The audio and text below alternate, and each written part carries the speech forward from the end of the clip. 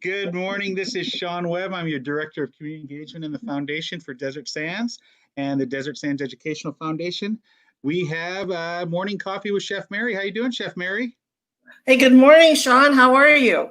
Good, good. You were just commenting on that picture there. I don't know if we've really talked about it. What exactly is going on in that little intro picture that we always use? Well, I think we were doing, we were making egg salad, that's for sure. And it could have been for one of the teacher study days that we had where everyone went into the gym, or it could have been when we were doing all those to-go lunches for like Mr. Wells and all the other schools when we were setting out egg salad, pasta salad, potato salad, you know, the deli platters that we sent out. Yeah. So we would just make like, you know, steamers full of eggs, and then just do egg salad. Or it could have been the day where Sandy had to step in and fix the egg salad. It's amazing. It's amazing in the kitchen where everybody, you know, is a jack of all trades and just step in whenever. Yeah, they get to be chef for a minute or two, which is kind of good. Yeah, I mean, I haven't cooked like that for a long time in that volume. I kind of miss that cooking for one.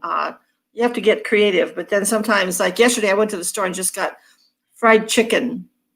Okay. And I don't know why I wanted fried chicken and a Pepsi. I haven't had Pepsi in years. Oh, and I was sitting on the porch salivating that I had a piece of fried chicken and a Pepsi. I bet. No, it's funny, you know, during these times, we're doing a lot of at-home cooking, but we went out the other night and all I did was bring home Chipotle. And it was the first time I had Chipotle in over 3 months, and that Chipotle was good. And I'm just waiting to go to a Mexican restaurant and have their Mexican food. I'm just to let you know, my background is different again. I'm in Palm Springs. I'm taking our show on the road. Okay. I have a few little medical things to take care of over the next 2 or 3 days, and I decided to get them all done at one time. Okay. And then I'll be finished with all of that for about 6 months.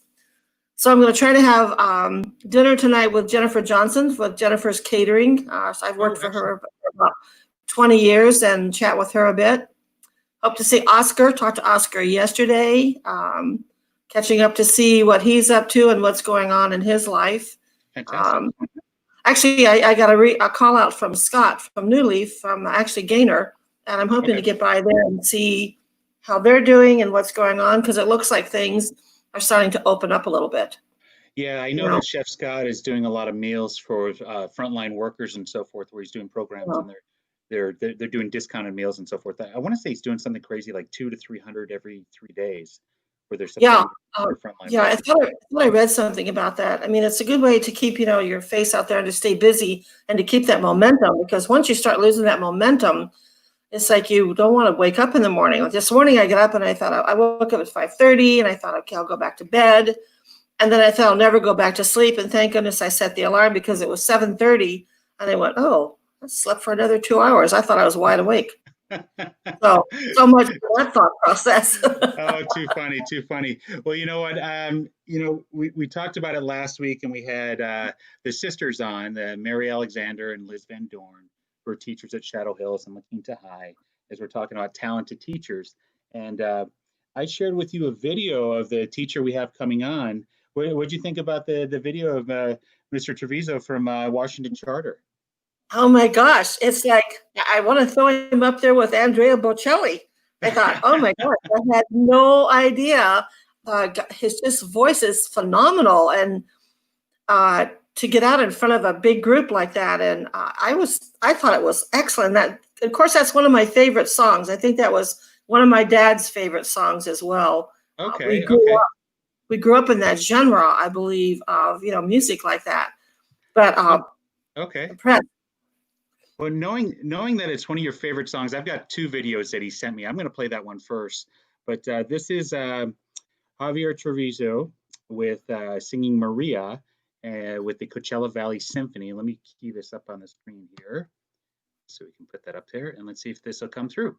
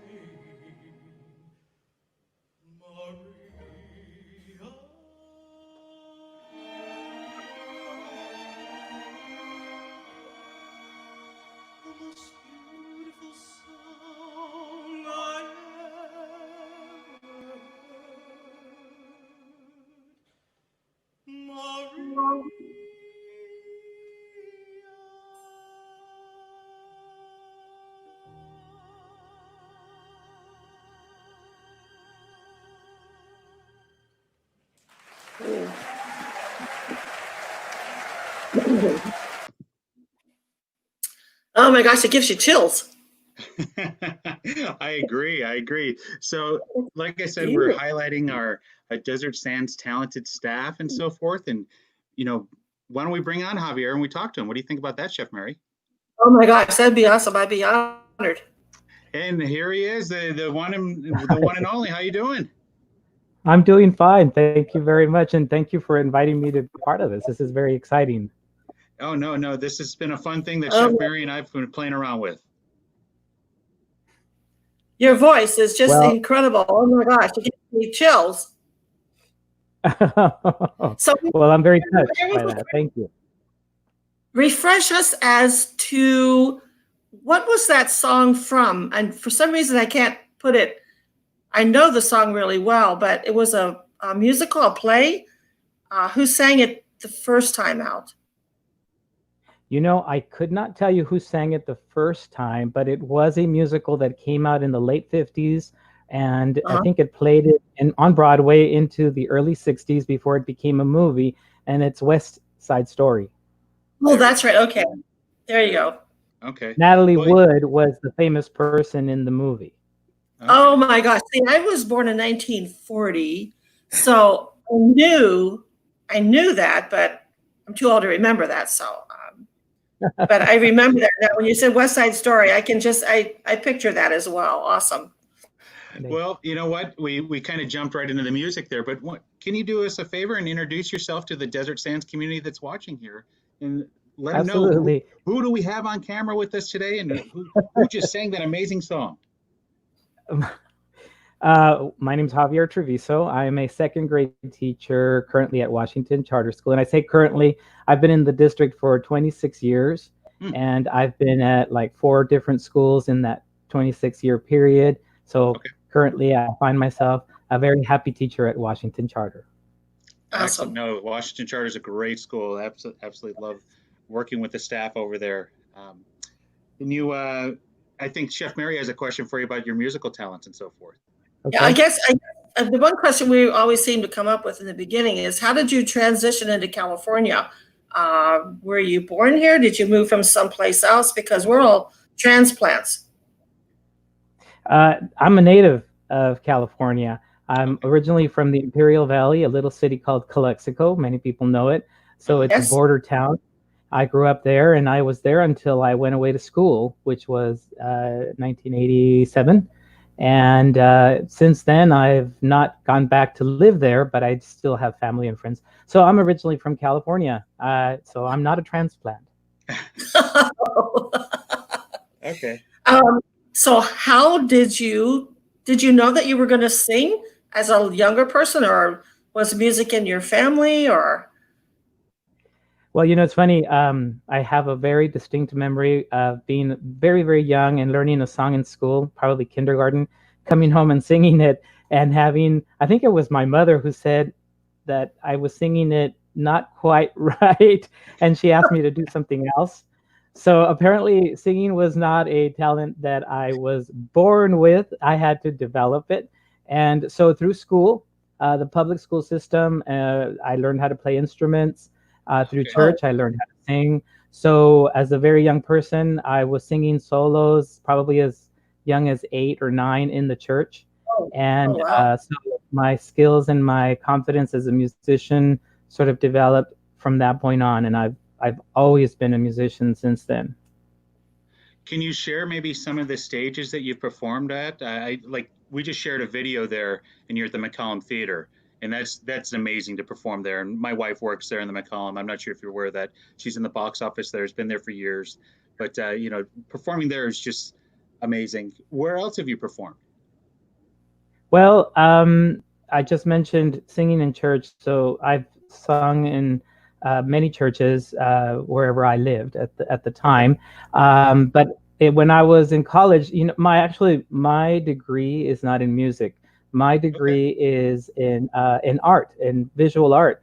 But as a student at Cal State Long Beach, I was able to take advantage of their music department and Hmm. their theater department there. So I performed in West Side Story while I was at Cal State. So I performed there, and then when I became a teacher, I got really, really busy with my career and my family. But I did a lot of performances at the McCallum because I came to live here Right. when we were newly married. And so I performed at the McCallum. I performed, let's see, I've performed for a number of community, like I've done national anthems for a number of people. I've been on stage at the casino, Agua Hmm. Caliente, Yeah, the which I think show. is probably where you saw me, Yep, Sean. that's exactly it. In 2018. Yep. Mhm.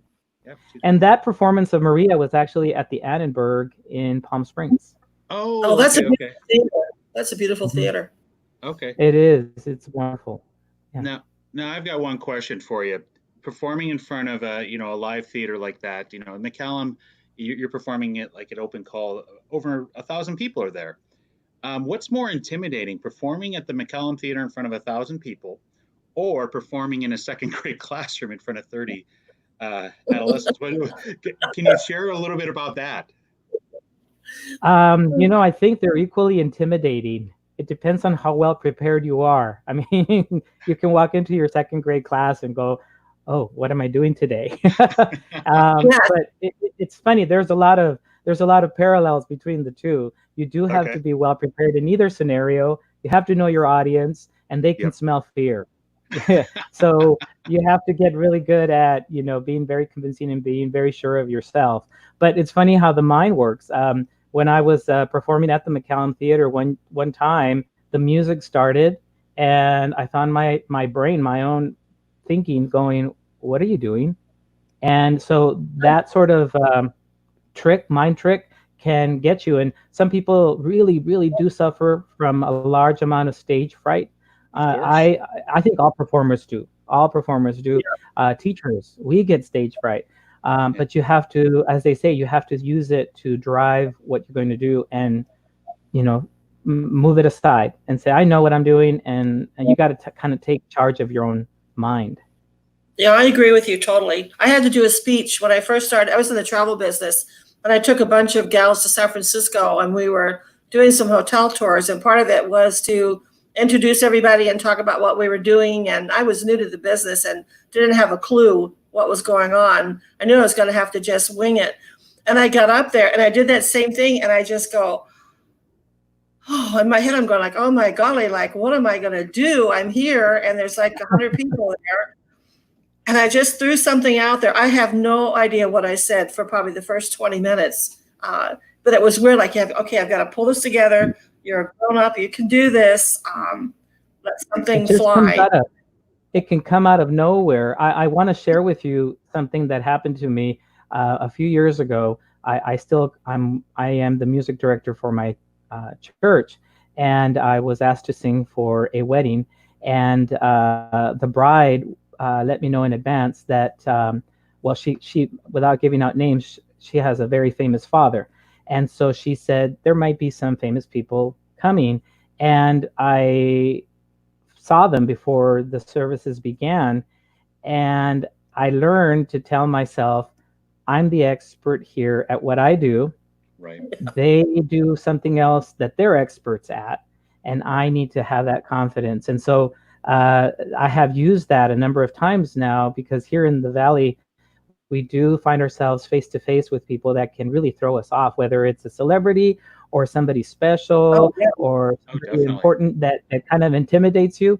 And so you just have to tell yourself, I'm in charge. I know what I'm doing. They're here to see me in what I do. And so that really worked for me. And it sounds like that may have been what you were doing, Mary. Yeah, well, I work with a lot of different chefs, and I went to school in 1960, and my cooking is basically old-fashioned home-style cooking, nothing really crazy fancy. And most of the chefs I work with are I think they're like 10 levels above me. And when I would have the culinary program at La Quinta, they would come in, and they'd just be whacking things apart and doing all kinds of things, and I just gracefully stood behind and let them do it. And I thought, I'm not going to tread onto this territory. And it is intimidating. And then all of a sudden you go, I'm the instructor. I'm the teacher here. You need to do this and you need to do that. And Chef Reese, who's at Sandfish and Whiskey up in north end of Palm Springs, we always kid around because he said he thought I was squirrely in the beginning. And we just laugh about that to this day, because he came in, he's an incredible sushi chef. And I couldn't even come up against him. But now we're like buddies and we cook together. Nobody seems to really care who's better than the other. And you learn from that. I mean, I'm like a sponge with them, watching what they do and teaching. I'd never really taught before. And when Sean made it possible for me to take that position over and all those kids came in the first day, I went, holy camole, what have I gotten myself into? And I just went, you know what? You can do this. They know nothing. Just wing it. They'll believe whatever you tell them, and troop forward. And Mary, something else that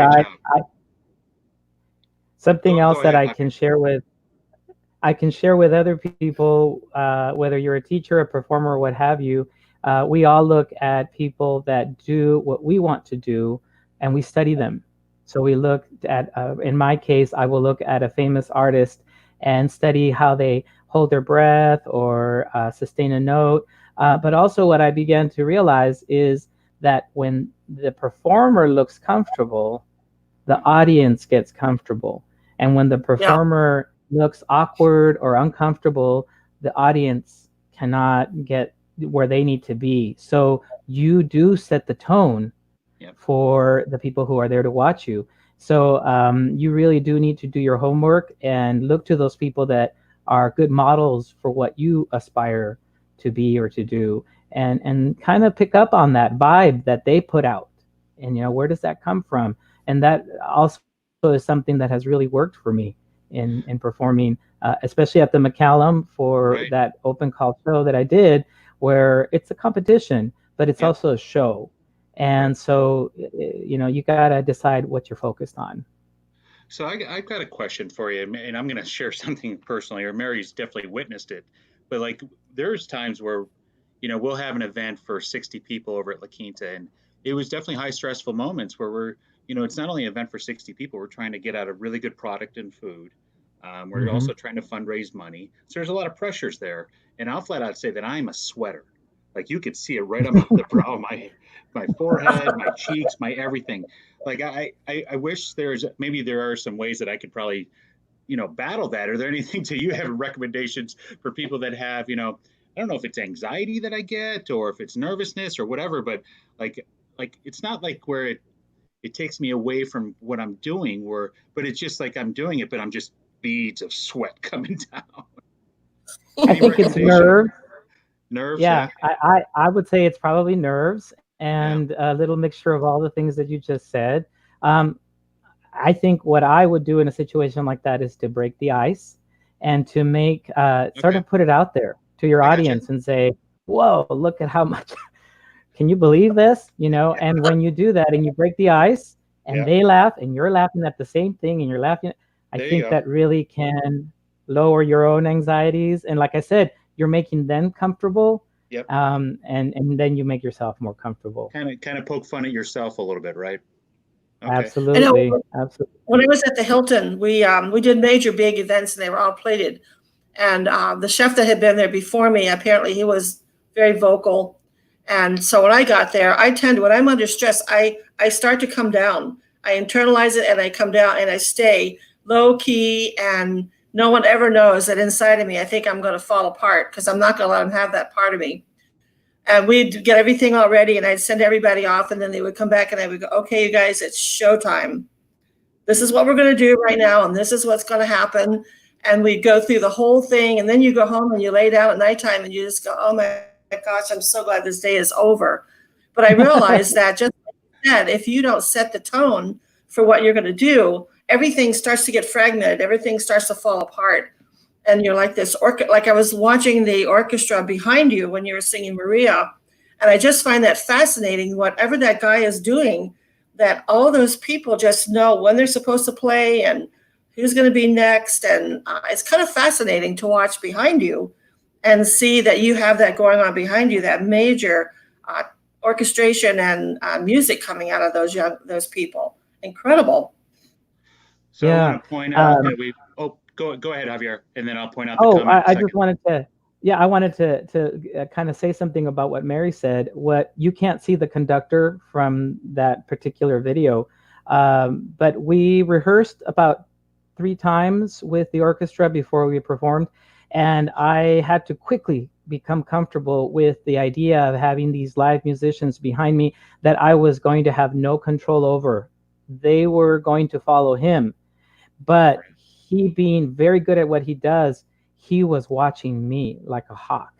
And there are points in the song where he has to hold off for me to come in with a note or something, and I had to really trust that he was doing and he's excellent at it. So it's that teamwork that really, it was just magical, as they say, without being too corny, but it really is. It's pretty awesome. So you're telling me as you're singing, he's just holding that, I don't even know like he's just holding the note longer for the musicians to keep the note going.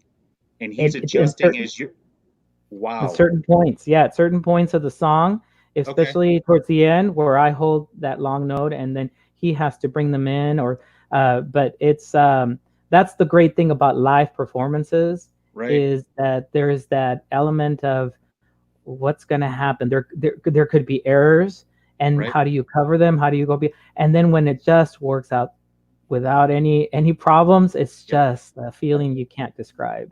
Definitely. Definitely. But I think we share that with you. Let me share this comment here. This is from Marcy Herrera. If you remember at Convocation, there was a student who performed.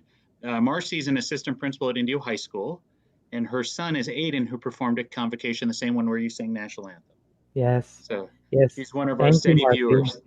Thank you. Say hi to Aiden for me. I definitely wanted to make sure to give her a shout out there. So my question is, and I have to apologize, I didn't have this on the questions. Do you bring music into your classroom at all? And if so, could you share a little bit? Absolutely. I don't think it would be right if I didn't. I mean, it's that pass it on theory, where it was brought to you. You need to. So yes, I do. Sometimes I'm able to teach after school. Like lately, I've been teaching the ukulele to kids after school. Whenever when we don't have a pandemic.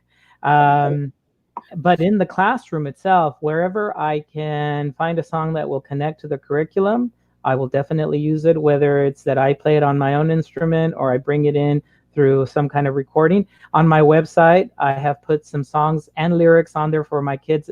It was during the pandemic also that I wanted them to read and sing along. So I put the lyrics along with the video of myself singing and playing. So definitely, I throughout the years that I've been a teacher, I have always looked for ways to incorporate music. Okay, fantastic. And you kind of touched upon it. How have things changed since that Friday the 13th, March 13th, when we all got the notice that school's canceled for the year. How have things changed for you, and how did you wrap up your school year, if you don't mind sharing? It was emotional, Yeah. psychological even. But I think that what I did, along with probably every single teacher around the whole country, is to eventually center yourself and find a place where you can then move on and keep those children going. So trying to find the momentum, and that was what I spent a lot of time on, is making sure that I kept it going, that my students knew that I was there, that I was going to see them to the end, that we were going to work together, and meeting with them through the Zoom app, and just keeping them motivated. But here at home, it was not a whole lot different, Right. just continuing to build relationships and learning how to live together. It was. I have one teenager, and then I have my wife and my father-in-law who live with us. So working together and giving ourselves space. So yeah, it was quite an adjustment. Quite an adjustment. Definitely. But in the end, I think that some of us can probably say that we will be stronger for it. Yes. If we were able to solidify something, whether it was our relationship with someone else, or in my case, I was very fortunate that I was able to continue working and continue inspiring people through whatever technology I could use to do so. And one other thing that I would love to share with you was that Please at do. some point I thought, well, what can I do to help others who are struggling out there? And what I came up with was to record myself playing, like the song that I recorded that I shared with you called Happy, motivating and inspiring songs. And then I would send them to people that I knew, and I would call them virtual serenades. They weren't expecting these. And oftentimes, I would get a thank you so much. I really needed that. So Awesome. that's what I started to do, was virtual serenades. And Oh, that's fantastic. That's fantastic. And I have to share this. I shared it with Mary earlier. We're going to play the happy video here. Maybe if you could tell us a little bit about that happy video, kind of dress it up for us before we hit play. Well, I discovered this app called Acapella, and I had been recording myself, just playing by myself, singing. But the app allows me to record several tracks, and so I became a one-man band. And like I said, I was looking for music that could cheer someone up. And so, of course, what better song than Happy? Oh, I know. It's a great song. Yeah. Oh, definitely.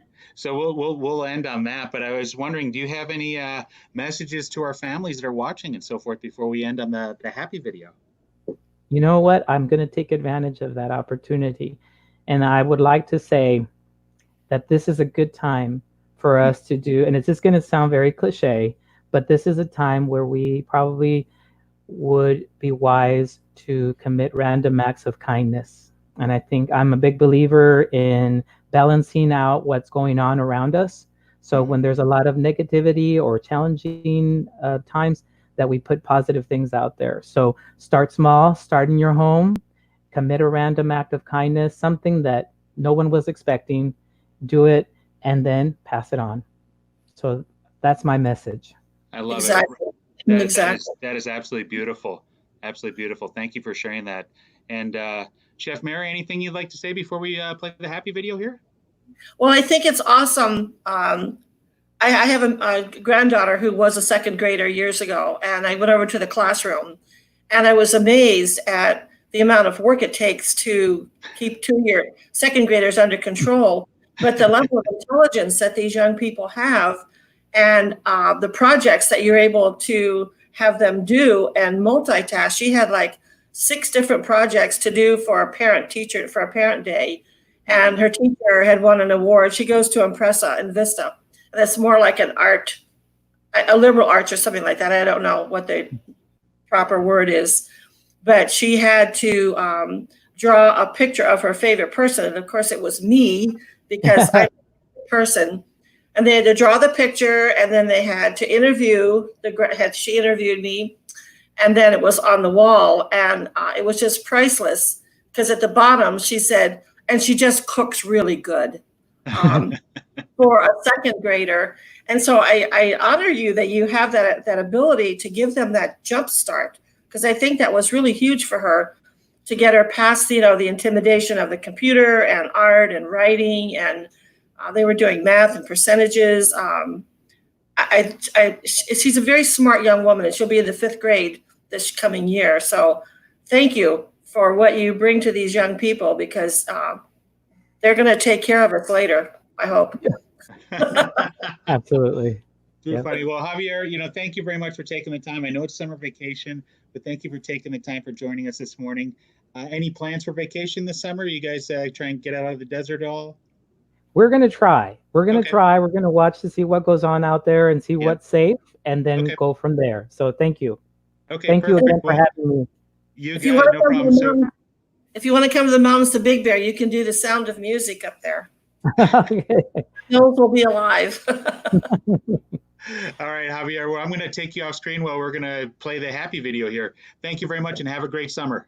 We'll see you. Thank you so much. Take care. Bye. So, Mary, what'd you think about that? He's incredible. Yeah, I agree completely. Like, as I shared, we have some mutual friends. You saw the concert that I did. Well, the driveway concert we did for Tara, Doug, and Meg. They're good friends with Javier. Yeah.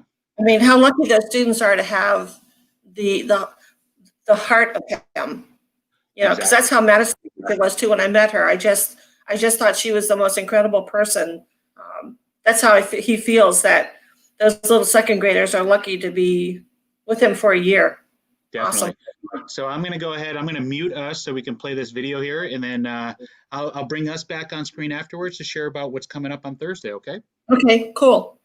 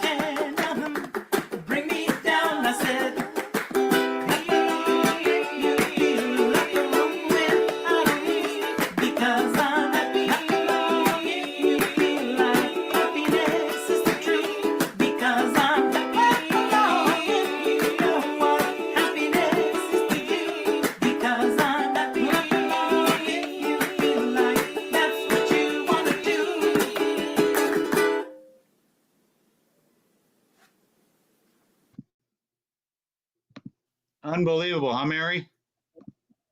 That is, you know what? It's kind of weird. Like, don't you see some Santana in there with him? It's like, like Santana from way back when, before you were born.